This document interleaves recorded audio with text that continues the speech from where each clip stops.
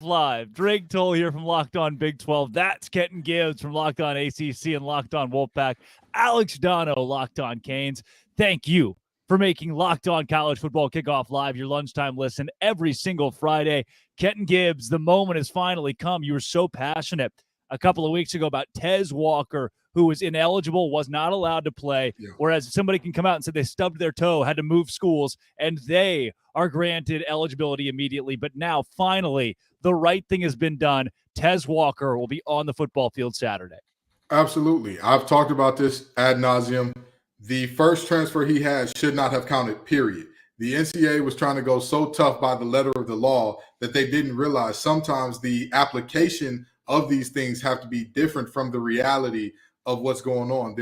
Life isn't black and white. There are beautiful colors all in between. But if you want to keep it that way, it's a very feckless use of your time. And to go a step further, the governor wrote a letter, and then the attorney general of the state wrote a letter, thinly veiling the threat of a lawsuit in there. And I'm going to tell you, this sets a very dangerous precedent, because now the NCAA is basically mincemeat in terms of, oh, you made a ruling we don't like? Hey, get the governor on the phone, get the AG on the phone. We're going to get our boy active. And that's just what is going to happen from here going forward, because we've seen how political power can flex its muscle in these affairs, which is something I am wholeheartedly against. I pay the players, do what you want with all that good stuff. Keep politicians out of this thing. Yeah, Kenton, I'm right there with you. Here's a good thing that happened, but who was the person that initiated this happening, and did that go correctly? Dono, you've got now the government stepping in effectively and making sure this thing moves forward. Where do you say? 'Cause it's a good thing, but how we got there is a little funky. Well, and another thing about how we got there is clearly the NCAA, they buckled under public and political pressure. I'm glad they finally did the right thing, but they tried to blame this on North Carolina for why now is the time that they chose to grant the waiver, which I thought was incredibly weak by the NCAA. So the NCAA is saying that, well, now we have received in the latest application new information that North Carolina had neglected or failed to give us in the previous 8 attempts that they tried to get him this waiver. And so now we have no choice but to grant it, which is like, okay, you don't think North Carolina, even before the politicians started stepping in, which I'm with you guys, I don't love that either, because the government has enough things on their plate without being forced to that they can't handle college football left and right. Like, there's plenty of other things going on in Washington, D.C. right now where this seems like a bridge too far. But I just thought with the NCAA, only the NCAA can find a way to do a good thing and still make themselves look like clowns by doing it, because trying to put it on North Carolina for why he finally gets cleared for week 6, that was one of the things that immediately I raised an eyebrow at. And I want to just say this about that whole, like, the NCAA trying to throw North Carolina under the bus thing. Say it with your chest. Say what happened and how it happened. Right. I'm a big proponent of name names or keep it on the playground. Say what was shared that was new. In previous statements, they did not share with us that this specific thing had happened. We can show the documentation and proof to prove that this thing did not happen. Yeah. And if you don't do that, then at that point, you leave it up to speculation, which I don't know if you know this, NCAA, but dating back to Brian Bosworth, the Boz and the Mohawk, you all have looked like idiots. Dating back to the creation of the word student athlete, where you did it to keep a young man from getting workers' compensation after he was permanently paralyzed on the field. You've looked like a little bit of a farce. And now we're in the end game, as Tony Stark would say, because guess what? Your days are numbered. You're heading towards the end of the road for you. And moments like this don't help, where, well, if they would have gave us the information. Is the information a lawsuit, brother? Is the information a lawsuit? You can be honest about it. You can be honest. But the information is, I didn't know that Josh Stein had it. He had a locked and loaded court briefing ready for me, and we didn't need those problems. At the end of the day, the NCAA is absolutely a clown show for, again, not saying with their chest, this is what they did wrong, this is how they did it wrong, and this is where we stand on it. We'll allow him to play, but just so y'all know, this is what we didn't have. However we got there, still huge for Tez Walker. Taking the NCAA out of it, for Tez Walker to be on the field, for Mac Brown, UNC to get this. Massive for a kid who deserved it from day one. Interesting development here. You get a car you get nope, you're a walk-on, you don't get a car. Scholarship players at Utah will all get trucks. I mean, so I love it. Urban Meyer, former Utah coach, there's a tie-in, went to Florida. He said, I treat my superstars like superstars, my dirt like dirt. The great players get steak and lobster. The bad players get hamburgers and hot dogs. Kyle Whittingham says, all my scholarship players, you get a truck. My walk-ons do not. Kenton Gibbs, we're in an era of NIL in college football where this is not shocking, but boy, it's wild. Listen, the NBA YoungBoy came out with a song called Fresh Prince of Utah, and everybody wondered why. And apparently we see why it was a parade inside his city, because everybody and their mama was getting cars. I mean, is it Kyle Whittingham or is it Oprah Winfrey in a tall white man bodysuit? We need to know. These are questions that we need to know. For those of you who don't know, back in the 90s, that was Oprah's bit. That was her thing. Everybody, hey, everyone, reach under your seats, because I'm sure that's how it went down in Utah's team meeting.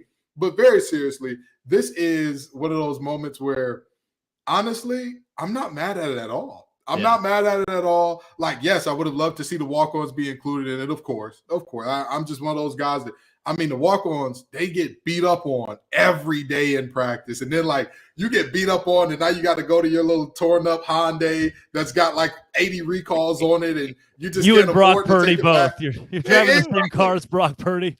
Exactly. And then you got to look at the starting tackle that's putting your head in the dirt every play. Oh, that's a nice Ford Raptor you got there. Oh, well. But no, very seriously, I'm glad that the players are being compensated for all the value that they bring, because let's just be honest. We've talked about this plenty of times. When teams win, what happens? All of a sudden, all these new buildings start popping up around the school. Yeah. All of a sudden, all these endowments start growing. All of a sudden, all of these newfound donors want to donate, and every penny ain't necessarily going to the program. So where's the money going? Well, The money is apparently going to trucks for these players, which I'll take it. I'll buy it. I love it. Yeah, Dono, it is the Crimson Initiative, the Utah Crimson Collective that did this. Are you on board with everybody getting trucks? I mean, this seems pretty neat to me. No, I'm on board. Unlike Kenton, my brain didn't immediately go to the walk-ons, because the walk-ons, they get the shaft in every aspect, all right? This is not new. This is not the first place that's happened. 85 scholarship players getting these cars, and this is, they dotted all the I's, crossed the T's. This is a legal NIL deal, and I think this is a pretty cool display of the power of name, image, and likeness, because this does a lot of good for Utah, right? Because every player that they're recruiting is going to say, well, okay, that's pretty cool. They're giving these guys trucks. Like, that's pretty neat. I would imagine there's also a lot of goodwill here for Ram, because these are all Ram trucks. So their name gets in the news quite a bit.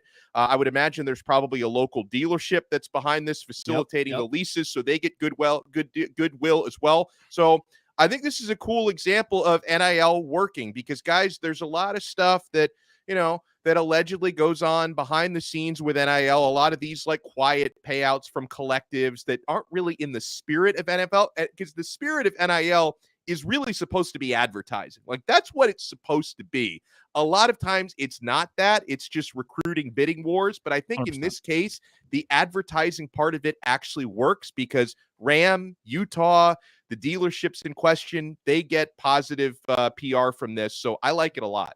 There's ROI here for everybody involved, which is what I think NIL was supposed to be from the jump. This is doing NIL correctly, in my opinion, over at Utah. Now, this week we have a ton of ranked on ranked games, the biggest game of the week being Oklahoma and Texas, the Red River rivalry, the last one in the Big 12 taking place this week.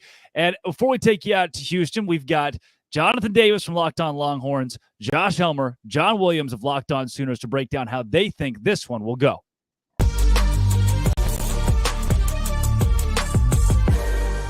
I think that a lot of it's going to come down to how does the Oklahoma defense slow down Quinn Ewers and the offense. I mean, Texas is running the ball really, really well.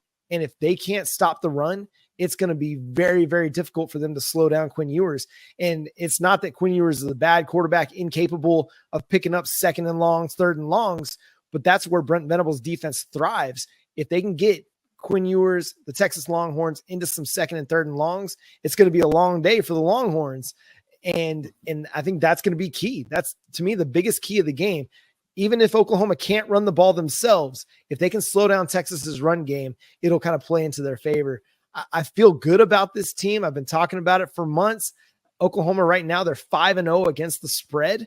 So playing really, really good. They're putting up points. They're slowing teams down. It's a good defensive team, a good offensive team. So I'm feeling great about where Oklahoma's at heading into this one, even though Texas may still be the better team. We know it's a coin flip game, right? Every single year. It doesn't matter what the rosters look like, what the trajectory of the teams look like, the records look like. Throw it all out the window, as the proverbial rivalry game would state in the rivalry book. But Jonathan, how do you see this one playing out? What's your prediction? Give it to us. Yeah, my favorite questions to ask, the $1 million questions, the questions that the fans are waiting for: who wins, who covers. Right now, FanDuel has it as Texas -6.5. I say Texas wins, Texas covers.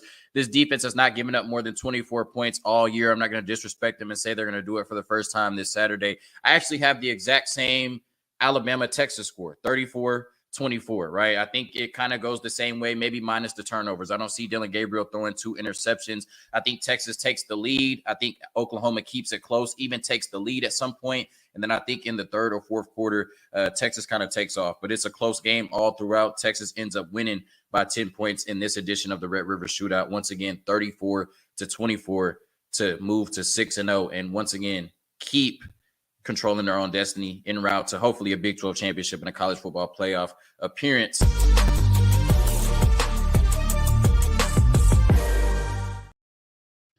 The eyes of Texas are upon you, and I love the Longhorns. Kenton Gibbs, look, Oklahoma's good.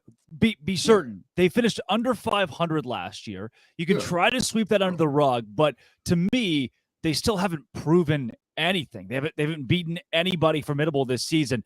Texas went on the road and beat Alabama by double digits. Give me the Longhorns here.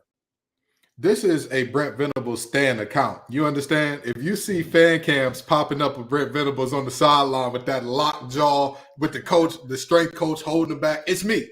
I'm the guy who did it. I'm the villain. I'm the coach. With that being said, although this is a Stan account, this ain't a delusion account. You understand? Yeah. Now, the reality is Texas is the better team, and one of the things that Texas does extremely well this year that I don't think people are talking about, they're one of the least penalized teams in the nation. I want to say that they're in the top 15 or 20 in terms of least penalties by yardage and penalties per game. And on top of that, their defense that's the story. We knew Texas offense was going to be special. There was never the question about, oh man, can Worthy and Ewers and company get it together? We knew what was going to happen. We knew the guy backing up Bijan Robinson last year was a stud, and if he played on any other team, he'd probably be a starter, maybe an all-conference guy. But we looked at this team and said, Sark's not a defensive coach. What's the defense going to do? And with them coming along, with all due respect, I think that Brent has time. In time, Mr. Venables can catch up and make this Oklahoma team a formidable opponent. But for right now, I'll take Texas to win and cover. Yeah, and Quinn Ewers has not had to win these games. We have not seen peak Quinn Ewers yet. You know, even statistically, he has not built a Heisman caliber season because he hasn't had to. Texas has run the ball so well, 192 yards per game on the ground. When your defense is that good, your run game is that good with Jonathan Brooks, you're doing something right with or without Quinn Ewers going and being a superstar every week. When your quarterback doesn't have to be that guy and you're still winning games, that says a lot about this Texas team. Dono, where do you sit with this one? Well, it's funny. We were watching that clip with the OU hosts and the Texas hosts, and they talk about, how close this game is every year. I guess they're just pretending that last year didn't happen. Right. I know Oklahoma. I know that they John just slipped that one in there. It's like, this is a great game. Always a great game. Every year. Well, they lost 49-0 to Texas last year. I know they literally didn't have a quarterback in that game, so maybe they just pretend like that didn't happen. Now, I think Texas wins comfortably again this year. It's not going to be as comfortable as it was last year. No. I like the quarterback matchup. Dylan Gabriel's doing nice things for Oklahoma, but I give the edge to Quinn Ewers. Texas's running game and Texas's running defense, I think, is going to be a big difference in this football game, and that's why I think the Longhorns are going to be very stingy. Just as a neutral, I hope it's a high-scoring game because, guys, I've been watching this for, I guess, over 30 years. I've been watching this matchup pretty much annually. And as someone who has zero rooting interest in either team, I always make it a part of this particular Saturday to watch the Red River rivalry. They used to call it the Red River Shootout. I'm hoping it is a shootout tomorrow because that's what I would like to see. But I just don't think that Oklahoma is just going to have the guns, so to speak, to keep up with Texas because Texas's defense is too good this year. Wait a minute. They changed it from shootout? Oh, no. Oh, cancel culture has gone too far. In the moment. No, I'm just joking. I'm just go ahead. It depends on who you ask, right? The shootout shirts are still out there for Texas and OU. Right. I think the Big 12 just wanted to rebrand to, hey, we play defense, so we took the word shootout out of there, right? This matchup on paper, though, ESPN has a 55% chance for Oklahoma to win. A lot of the analytics favor Oklahoma, really, because of the easy schedule. That's been a big part of this.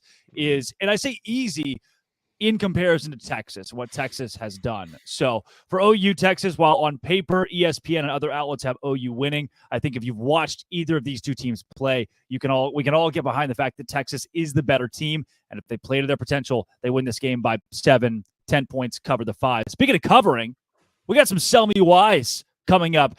LSU, Missouri. This game is within a touchdown score for two ranked teams. But first, Dono.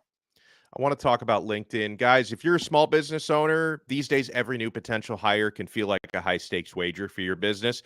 You want to be 100% certain that you have access to the best qualified candidates available. That's why you have to check out LinkedIn Jobs. LinkedIn Jobs helps you find the right people for your team faster and for free. Guys, I've been on the other side of it. I have gotten jobs before through LinkedIn Jobs as an employee, so I know this can work for your business. You add your job and the purple hashtag hiring frame to your LinkedIn profile to spread the word that you're hiring, and people will see it. Simple tools like screening questions make it easy to focus on candidates with just the right skills and experience so you can quickly prioritize who you'd like to interview and hire. It's why small businesses rate LinkedIn Jobs #1 in delivering quality hires versus leading competitors. LinkedIn Jobs helps you find the qualified candidates you want to talk to and faster. Post your job for free at linkedin.com/lockedoncollege. That's linkedin.com/lockedoncollege to post your job for free. Terms and conditions apply. It is time for Sell Me Why. I get worse every week. The undefeated Missouri Tigers will host Brian Kelly's LSU Tigers tomorrow at noon Eastern time, and the line has been moving in favor of Missouri after starting at +6.5 for those Tigers. Now it's down to 4.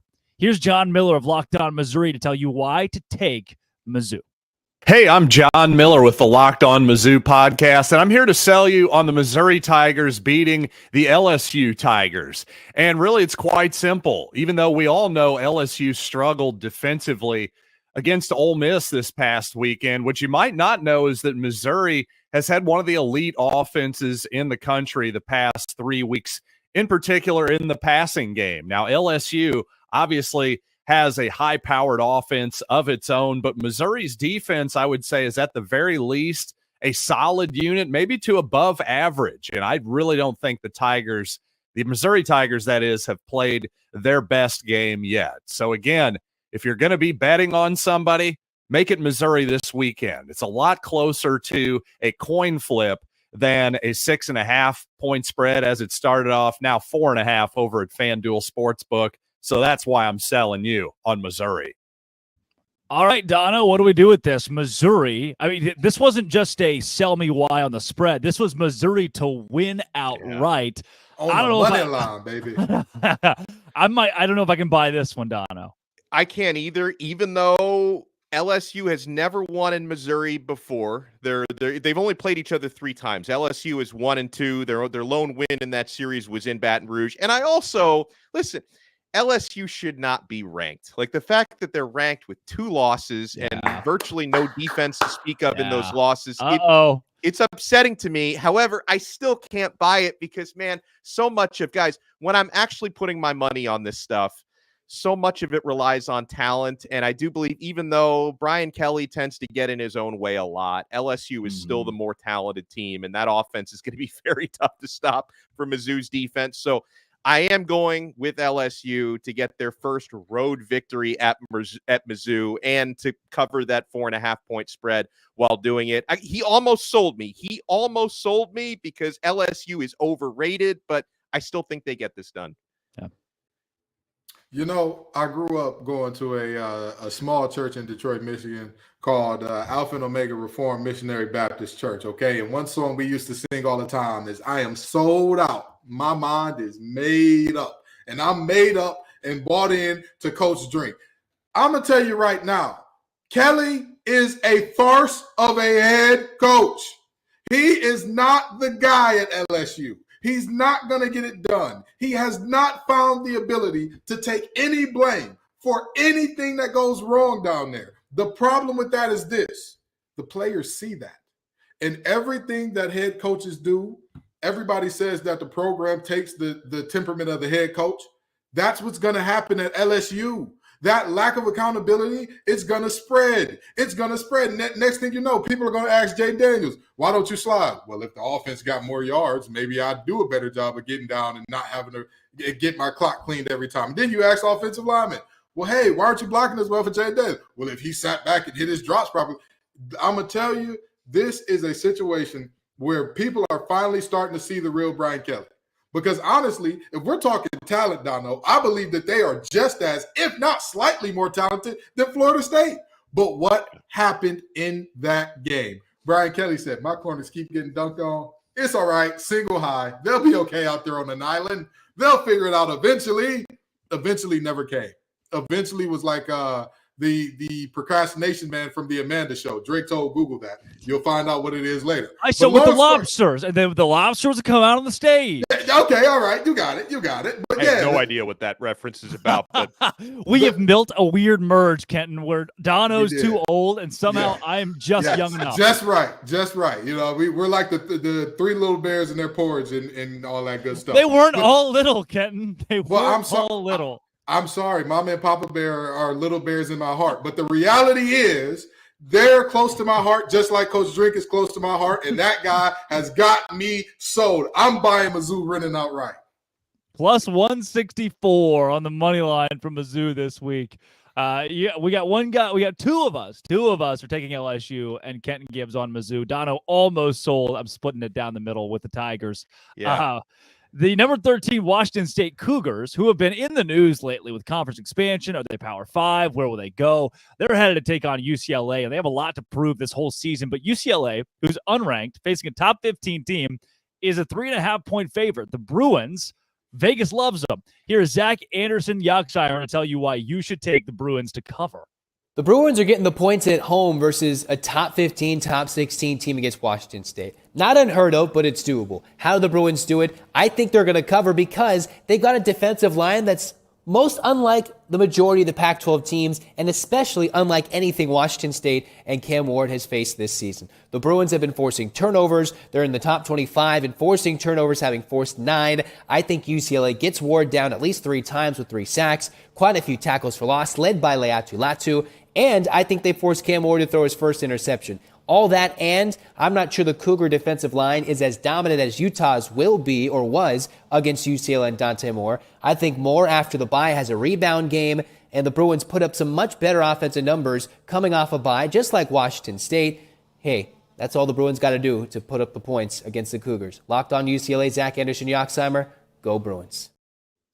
Hey, guys, I got to ride the hot hand here with Washington State. When they have so much to prove this season, and wins don't exactly equate to a brand building or a team going to a Power 5 conference. They could go undefeated, win the national title, and still not get that. But at the same time, the echo in the locker room is that that's the case. Jake Dicker, for him, that's the case right now. So I'm going to take Washington State here. UCLA, noon. There may be 15,000 people in that stadium. The atmosphere is not going to play a role in this. They put up 7 points against a Utah team that got thrashed by Oregon State, who Washington State beat. Transitive property doesn't work in college football, but it does for me right here.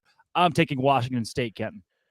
Yeah, it's always a great day for me when I get to talk poorly about King High School graduates. For those of you who don't know, I went to Cass Tech. It's a rival of King. We're rivals with one another. Dante Moore graduated from King. And I'm going to tell you this much.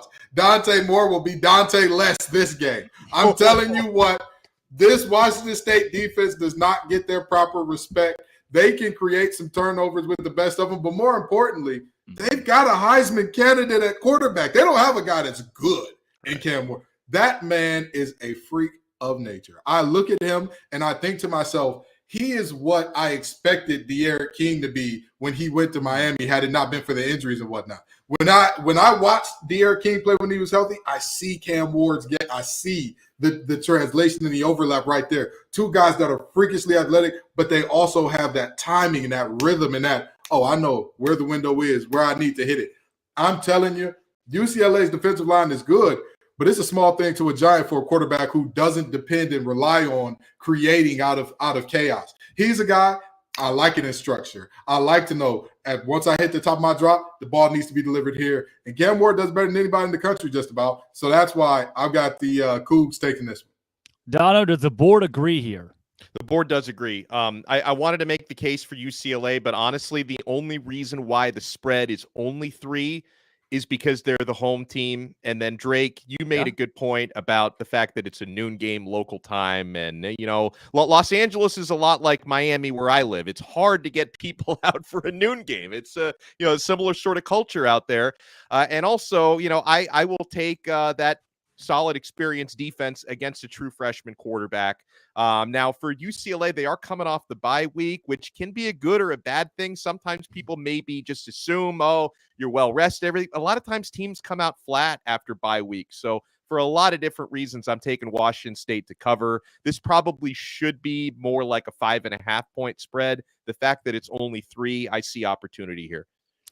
He is the 4th host of Locked On College Football Kickoff Live, Kevin Borba, who joins us every week. The Colorado Buffaloes have lost their last 2 games against Oregon and USC, now 4.5 point favorites against the Arizona State Sun Devils in Tempe. That line opened at 5.5. Here is Kevin Borba again of Locked On Buffs to sell you Coach Prime's team can cover. I'm Kevin Borba, and I'm the host of Locked On Buffs, and I'm going to tell you exactly why Colorado's going to cover the 5.5 point spread against Arizona State this weekend. They are traveling on the road to Tempe, Arizona. Could be a tough one. It's going to be a hot one for sure. But here's the thing. Colorado just got embarrassed 2 times in a row against Oregon and USC, played a lot better against USC, but this Arizona State team is struggling at quarterback. Their defense is solid, but their offense struggles to keep up. And I think that's where Colorado comes into play. And I think Colorado wins by double digits. I think Colorado could outscore them. I think they can make this what should be a shootout, but I know Arizona State's offense cannot keep up with them. So with that being said, Deion Sanders, Shadur Sanders, Jimmy Horn Jr., Omarion Miller, the star of last week's game against USC, they're going to pop off this weekend, and Colorado is going to cover against Arizona State. And they're also going to get back in the win column after 2 straight losses, pick up some momentum, and get the hype train back on and back going. Colorado, they're coming, as they've been saying. Kent, now I want to get your thoughts on this one first, because here's what I see. Growing up in the SEC, I'd watch Arkansas play Alabama one week, LSU the next week, then play Vanderbilt. And it would depend. You had 2 really tough games, 2 really tough losses. You either beat the brakes off somebody, let off some steam, or you get caught up, tripped up by a team that you should beat. But when you play that easy opponent that you expect to win by a lot against, that can create issues within the locker room from a mentality standpoint. As somebody who played the game at the collegiate level, where do you sit with a matchup like this? Yeah, so in a matchup like this, it's all about the temperament of the head coach, and I know that I say it's not about your X and O's, just your Larrys and your Joes a lot, but that's when you actually get on the field. If we're talking about the preparation and what goes into this thing, I don't think that Coach Prime has allowed them to feel good about themselves and say, hey, this is going to be an easy one. We're going to roll in this game, even though they should. I don't think that he's allowed them to have that mentality. I mean, for Christ's sake, Arizona State self-imposed the bowl ban this year. And I imposed the ban on me dating Serena Williams as well. You know, I know that she's married to a billionaire with a child, but I imposed the ban on myself. You can't do it. You cannot do it.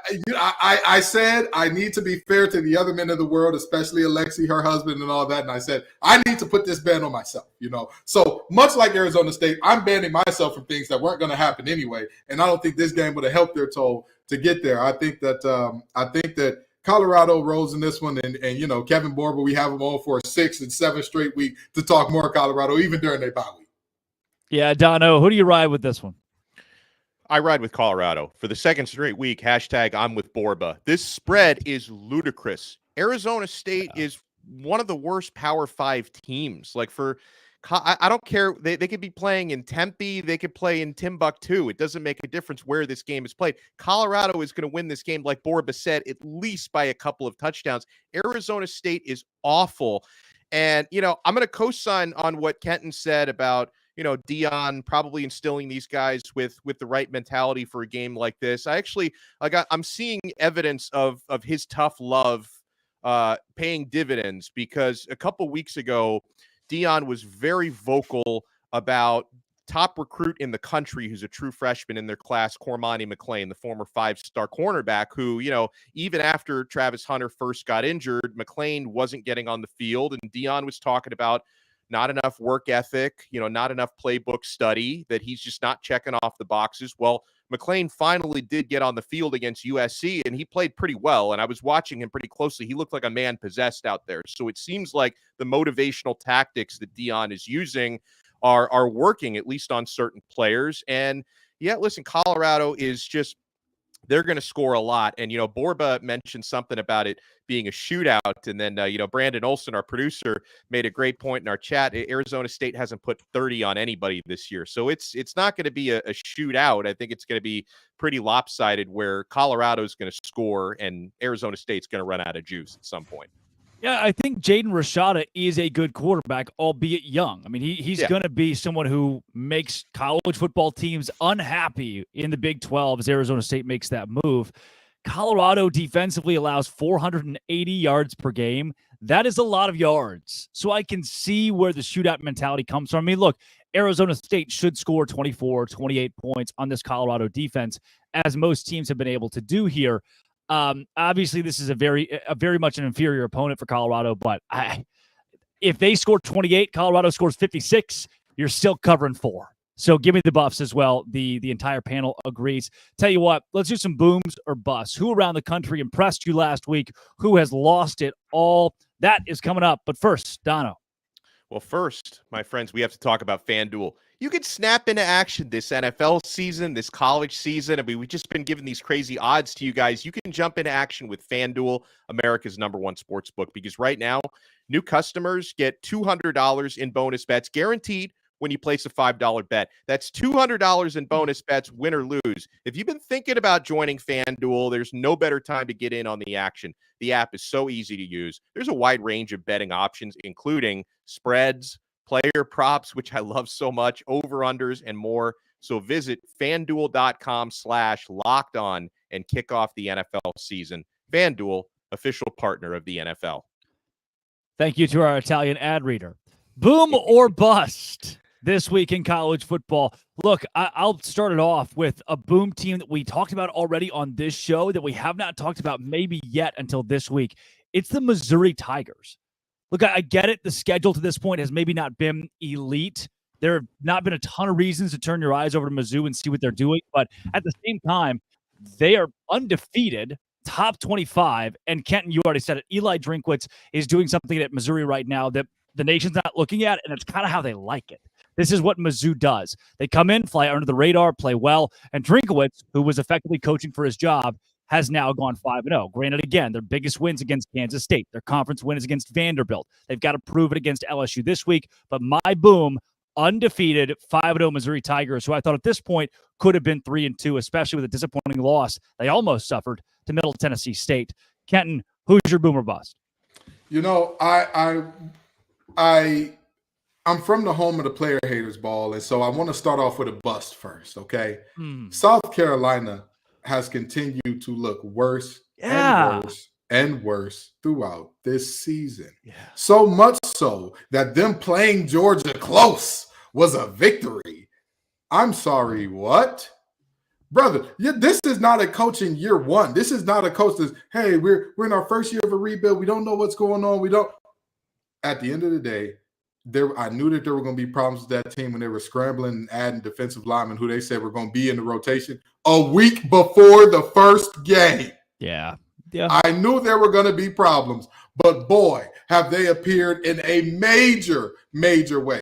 Shane Beamer is undoing a lot of goodwill that Pops has given him on the sideline just from that last name. It is looking nasty. It is looking ugly. And I'll tell you what, we joke all the time about LinkedIn Billy. Billy might not be the only coach that ain't a coach in the SEC at the end of this season. I'm just saying. Dono, boom, bust. What do you got first? I'm going to go boom. I'm going to give you a boom 1A and a 1B because I do have to give some love to the team that I It's so cover. positive every week, Dono. It is so positive. I Super try. positive. I'm always Multiple smiling. booms. And I'm that's why I had to bring my smiling. player haters energy. I had to balance it out. All The happy Italian guy from FanDuel. I will have a bust later, but I want to give a boom to Miami. They're favored big against Georgia Tech tomorrow, so hopefully they can live up to that hype because they're supposed to win the game by 20 against a Georgia Tech team that just lost to Bowling Green last week. But I watched a lot of improvement before my very eyes. Last season, Miami had the 107th ranked offense in college football. They're up to number 7 right now. Tyler Van Dyke is very quietly the top graded quarterback in the country per Pro Football Focus right now. And the Hurricanes have the number 1 rushing defense in the country. They were dreadful at that as well last year. So I want to give some love to Miami. But I also want to give a boom staying in the ACC. I know I got Kenton's attention with this one, Locked On ACC.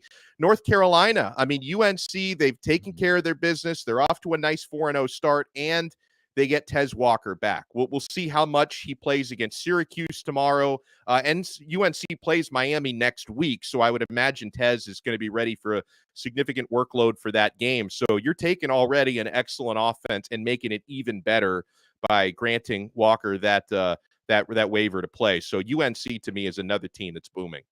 You know, there are some obvious busts as I go into mine from last week. You talk about a Houston team that's been really terrible. Even sticking in the Big 12, UCF, that fall apart against Baylor. I mean, a historic, monumental fall apart as they tried for their first Big 12 win. Then there's Arkansas, who struggled so mightily in the SEC under Sam Pittman, who's now been here 4 years. And the Florida Gators, who, it goes without saying, are just really, really bad at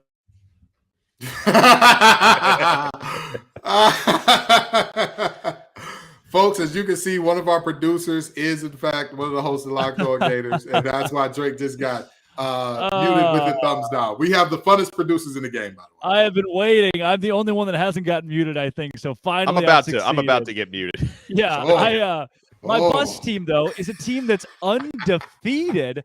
I'm going to go with USC and the Trojans. This reminds me a lot of the Ian Book quarterback Notre Dame teams that were supposed to be so good. But then finally, when the real competition hit, when the big games came up, the defense was fraudulent. There wasn't enough offensively to constitute an undefeated record, a playoff type season. When I look at USC, I see a really, obviously, an elite quarterback, but the pieces around him, the defense especially after this 48-41 win against Colorado, and the way that it all kind of fell apart there at the end where Colorado had a chance to go win. At the first half, I'm thinking, all right, USC's legit. The defense looks good. Then came the fall apart. I'm not buying USC. To this point, I still think this team finishes in the 9-3, 10-2 range. They're not going to the college football playoff. The defense is not good enough. I am selling hard on USC. And despite the win, again, this week proved to me the defense is just not there. Defense wins championships. This team doesn't have it. So this boom is going to be very niche, and it's also going to hurt my soul to say a little bit because I hate this position. But backup quarterbacks in the ACC, what a time they're having. What a time. I mean, you got Anthony Calandria at Virginia. What a freshman he's looked like. He's had some bad turnovers, but he's a freshman. You expect that. Some of his balls have been absolutely amazing in terms of the deep balls that he's putting out there. Kyron Drones at Virginia Tech. Brother, if I look at the Kyron Drones or Mike Vick, I don't know. Former Baylor Bear. by the way, former Baylor Bear. You know, that's why I had to include him. That's Would why I have had won the to include him. Heisman at Baylor. Just throw that out there. Hey, listen, I don't know if Aranda would. Never mind. We're not going to go there right now. We ain't going there. But the fact of the matter is very simple. And then you got MJ Morris taking over for Brennan Armstrong at NC State. And here's how bad it got. He hadn't even started or played a game yet this year, but he's still on this list for this reason. There were fans at NC State putting up missing and wanted signs for MJ Morris. Folks, I don't think y'all understand just how excited people are to see this young man get out there and do it. I'm telling you what, these backup quarterbacks in the ACC, what a time to be alive because everybody loves them. They're all playing above their heads and doing great things. I know that Calandre's been replaced by Musket again, but still, he was great when he was in there. He was exciting. He gave Virginia some hope. These backups in the ACC have put the world on notice a little bit. Dono, I can't. You already gave me 2 booms. Do you have a third, or you finally go a little negative on us and give us a bust? No, I'm going to go negative. I mean, I might get muted because how can I not go with Florida? I mean, I had that Florida Kentucky. The way that I handicapped it last week was a coin flip game. Florida, not only did they lose 33-14, they allowed one human being to rush for 280 yards and 3 touchdowns. Ray Davis is still scoring touchdowns. I had questions about Florida's offense. Now I've got even more questions about their defense. That's my bust. Oh, the Florida Gators certainly were a bust this week after not just a loss to Kentucky, but they got killed. They really got killed. Guys, let's keep a conference confidential conversation going with these leagues that have these hopes of getting 2 teams in. Kirby Smart came out this week and said every team, Vanderbilt included, should be ranked in the SEC. Not, hey, we're in a down year, or hey, we need to clean some stuff up. Georgia has not looked crisp. Kirby Smart's excuse, every team in the SEC is good. Maybe there's some validity to that. You just don't often hear head coaches say it. Although I don't see the SEC as a league that can get 2 teams in. I certainly don't see the Big 12 that way or the ACC. The Pac-12 seems, oddly enough, at second in this race behind the Big 10. Is there another conference that's not the Big 10 that can get 2 in, Dono, or is it only the Big 10 that can do it? Well, okay, first of all, let me address Kirby Smart's comments because, you can buy that argument some years that, the SEC, they're just beating up on each other because they're so good. They've got a losing record out of conference. So how do you reconcile that? And listen, man, I'm not saying the SEC's dead or anything like that. I'm sure they're going to continue to be. I mean, the Big Ten is obviously strengthening as well, but the SEC is going to continue to be a preeminent conference in college football. Can we just admit they're having a down year or they've had a down, half a year so far? Apparently, Mr. Smart cannot admit that, but no. And Dono, there may be only one conference, and it's the dying conference that can say they're not having a down year. I mean, when you look at the ACC's missing its powerhouse Clemson, when the Big Ten is missing, is Ohio State fraudulent? Are they good? I mean, there are some leagues right now that are trying to scratch and claw towards, hey, we're still relevant. The Pac-12 being the only one who's truly had consistency this year. Yeah, right. And that's true. But I will say, as far as getting 2 teams into the playoffs, the Big Ten looks far and away the most likely right now. Now, obviously, only one of them can win the conference championships, and Michigan and Ohio State do have a regular season matchup against one another, but they're both in the top 4, and Penn State is in the top 6. So, yeah, the odds are just in the favor of the Big Ten right now. And, I think Ohio State, who looked a little rocky at the start of the year, I think that's a situation where they're going to continue to kind of figure it out as the season goes on, and McCord is going to get more comfortable at quarterback. So I absolutely see the Big Ten as the most likely to get 2 in this year. Yeah. I 1,000% agree. And I'll tell you this much. Kirby Smart is not – he's being very unserious. Kirby has done a lot of unserious things. For example, having his defensive end, Nolan Smith, saying, y'all thought that we were a 7-win team. Nobody thought that, Nolan. Your head coach is on substances that would get you kicked out of the NCAA. You understand? That's the only way that anybody would actually have him believe that people thought you were a 7-win team, especially with your schedule. But now, moving on. The Big Ten is definitely the guys because you got Michigan, you got Ohio State, you got Penn State, you've got multiple teams that not only look good, they look dominant. They look dominant. And not only are they dominant in conference in terms of beating up on the other team, they're beating up out of conference. Out of conference, who wanted to see those teams this year? Who was saying, oh, yeah, I want to see Penn State. Oh, yeah, bring Ohio State on. Ohio State, for all the people say about them and whether or not, listen, Ryan Day embarrassed himself by going at Lou Holtz, but they got a top, 15 win in that game? Like, at the end of the day, a win is a win is a win. That's just, even if they put 10 men on the field, you can't coach the other team. That's not his job.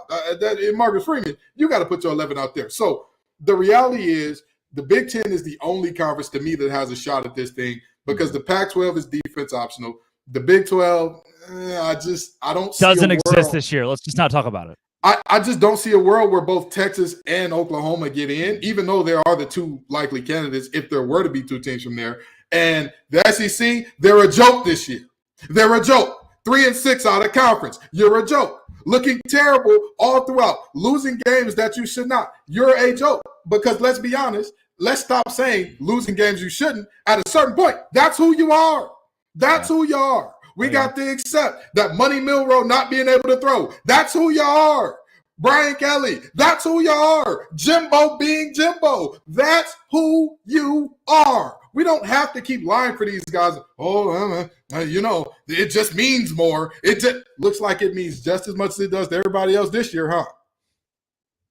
Now, the only way in most of these conferences you get to is the weird hang up of I beat you in the regular season, you beat me in the conference title.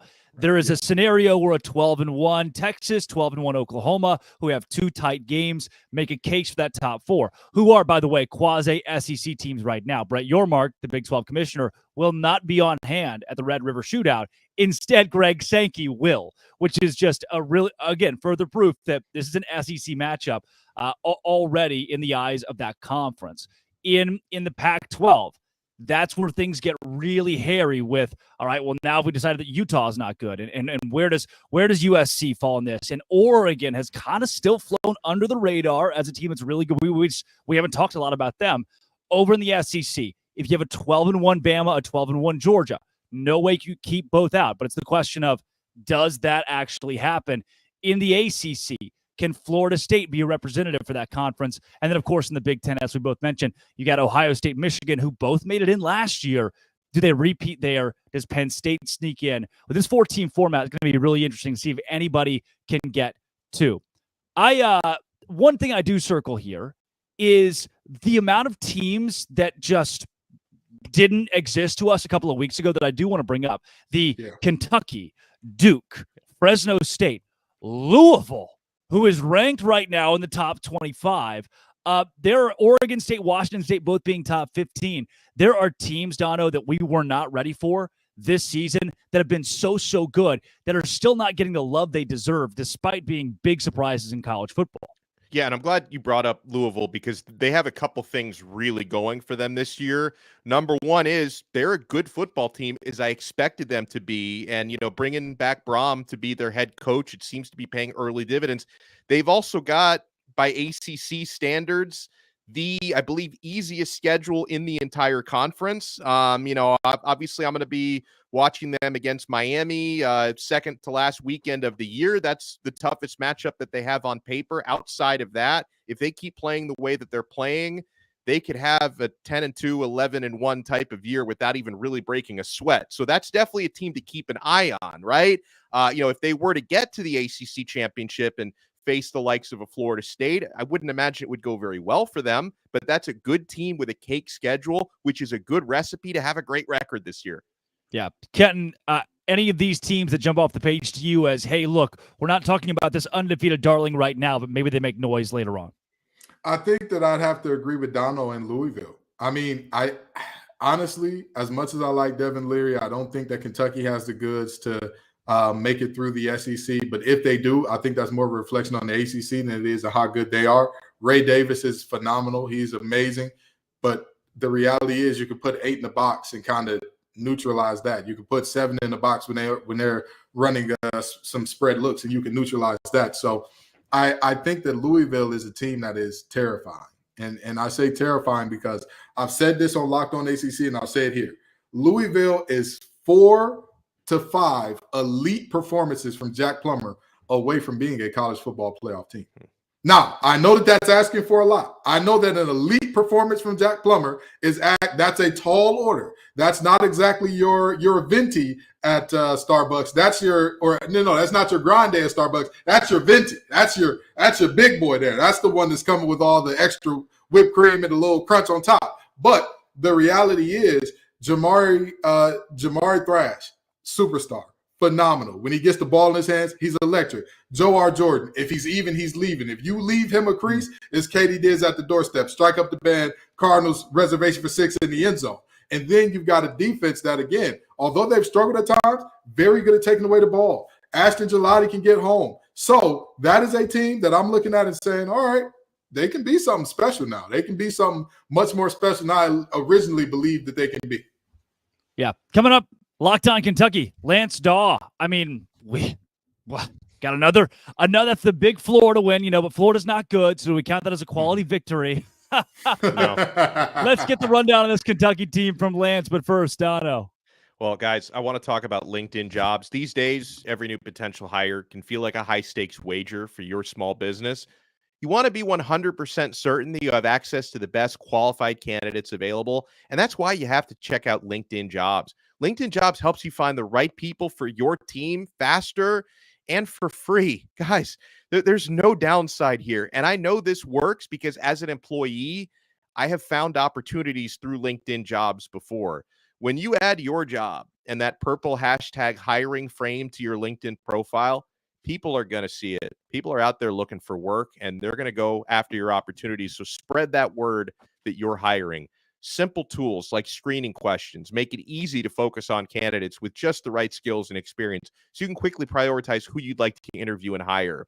Guys, it's why small businesses rate LinkedIn Jobs #1 in delivering quality hires versus leading competitors.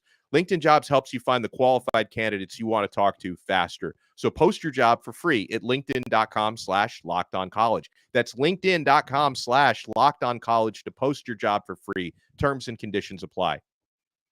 Coming up, one of our games of the week and a sneaky playoff hopeful. Kentucky, Georgia. Lance Daw joins the show.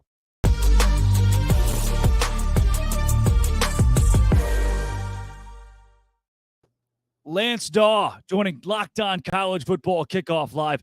Lance, look, not a lot of people nationally are giving Kentucky as much love as the Wildcats probably deserve right now. Do you agree with that assessment going into this Georgia game? I think when you look at what Kentucky's accomplished so far this season, I think it's absolutely fair to have a little bit of doubt when you take a look at Kentucky's unblemished record. Obviously, the month of September was relatively easy for UK. I mean, they scraped by Akron, Eastern Kentucky, Ball State, a couple of really easy opponents. Went over to Vanderbilt, had a couple of pick sixes really aid them in that big time win on the road, scored a lot of points. But at the end of the day, I think that looking at this Kentucky team right now, coming out of this Florida game, I think a lot of fans surrounding the team are excited about it. But go and look at that Florida game. I don't necessarily know if that's a situation where you watch Kentucky's ground game really take off. You watch Ray Davis explode for 300 or on nearly 300 yards. I don't necessarily know if that's a Kentucky strength or a Florida weakness here. And it was what you were saying a minute ago, Drake, about just how I don't really know if Kentucky has played a quality opponent up until this point. And we're going to really find out on Saturday whether or not they are worth their salt. Now, again, I want to reiterate, not a whole lot in terms of legitimate opponents that they've seen. So I don't really know if we have a ton of data to truly tell us whether or not Kentucky is capable of competing this weekend against the Bulldogs. I think after we get this game, and if they somehow come out with a win, then we'll have a really good idea of where they stand. Something that I'm always curious about, Lance, is, the matchup against Brock Bowers, Carson Beck. How's that looking on paper? Well, I think right now with Kentucky and what they've got in their defense, it's not necessarily an individual that can cover Brock Bowers because, as we identified last weekend, nobody can cover Brock Bowers. Auburn tried throwing literally everyone in the kitchen sink at Bowers, and they could not find anybody to cover him. I don't think Kentucky has an individual on this team that can. Now it's just finding different ways to kind of lock him up with more than one individual. But I will say this, an area that Auburn struggled with last weekend, and I think an area that Kentucky could struggle with this weekend, is third down. Georgia went to Bowers continuously on third down, and he was always open. I'm really concerned considering Kentucky has had struggles this year getting off the field. I'm concerned that Kentucky may be in for a rude awakening on defense with Brock Bowers. It's just one of those situations where nobody can really stop him, but can you kind of limit him? I don't necessarily know if Kentucky has the dudes to do it. I don't know if the stats necessarily reflect that. So it's a major concern heading into this weekend. Yeah, and I'm sorry for bigging up Louisville so much here in this last segment. I know it hurt your heart a little bit to hear that. But with that being said, tell me what about this Kentucky team that the rest of the world – tell me what it is about this team that the rest of the world doesn't know that they need to get acclimated to, right? Because anybody who watches Kentucky play, even as a casual fan, you're going to hear the name Ray Davis, Sweet Baby Ray, Babyface Ray. You're going to hear about Ray all day long. But tell us, who are the unsung heroes that if this upset is to be pulled off, this guy will be a massive part of it? Well, I think right now Kentucky, one of the most impressive things that they've done so far this season is they've really maintained a strong turnover margin, which is something that they were not able to do over the past couple of seasons underneath defensive coordinator Brad White. I think right now when you look at Kentucky and what they've got going on that defensive end, I think they've got a lot of different guys in the secondary that you have to be impressed with. I'm so sorry. I'm trying to pull up his last name because I always botch it on my show just to make sure that I don't botch Maxwell Hairston's last name. He currently has 3 interceptions on the season. 2 of them have been returned for touchdowns. He has been a game changer for the Wildcats so far this season. Kentucky's got a number of different guys in the secondary that have been, I think, I don't necessarily know if lucky is the right word, but just in the right place at the right time when it comes to creating some of these turnovers and immediately turning into points. But look across this defensive backfield. I think that you could find a number of different guys. If you want to talk about unsung heroes, Trevin Wallace, Alex Afari, like I said, Maxwell Hairston, you've got several guys on this back end that you have to be really impressed with the way that they've played so far this season. I think Kentucky and their secondary is maybe a little bit underrated so far this year. And I think it could be a big help for them in some conference games, maybe some more home games here where they start to create some turnovers and it really starts to create a gap between them and whoever the opponent is, because Kentucky has proven if you're going to give us the takeaways, we will cash them in for points, and they have made people really pay for that. So I would have to go with this secondary as a whole, but Maxwell Hairston has been an excellent, excellent player. Lance, elevator pitch here. In short, will Kentucky make the playoff? I would say that Kentucky's got a legitimate shot if they win this weekend. I think that the SEC East outside of Georgia has a lot of really solid but not elite teams. Anybody can beat anybody this year. I think Kentucky's strength in the trenches. I do like this D-line, but man, this O-line last weekend, if they play like they did last week against Florida, if they do that again for several SEC games, you're not a fan. Somebody take away Brendan's thumbs down. Take away his thumb down and his mute feature. Snatch them both.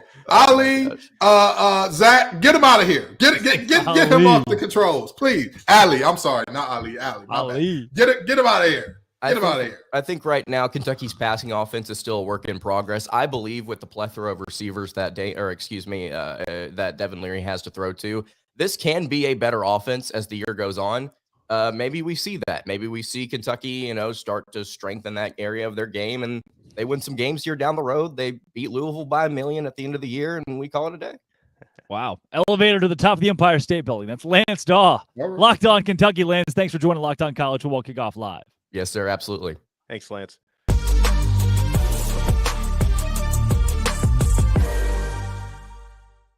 All right, quickly before we get out of here, guys, the biggest games of the week, let's pick them.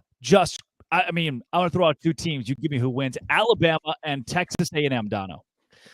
Alabama is going to win that game. I would like to see Texas A&M win it to kind of inject some new blood. I think Milroe's going to be good enough. And I know Max Johnson played well last week. He's taken over for Connor Wigman, who's out for the year. But Johnson, I don't think has enough mobility. I think that's going to be something that hurts Texas A&M down the road. And they're not winning this game. I'm going with Bama.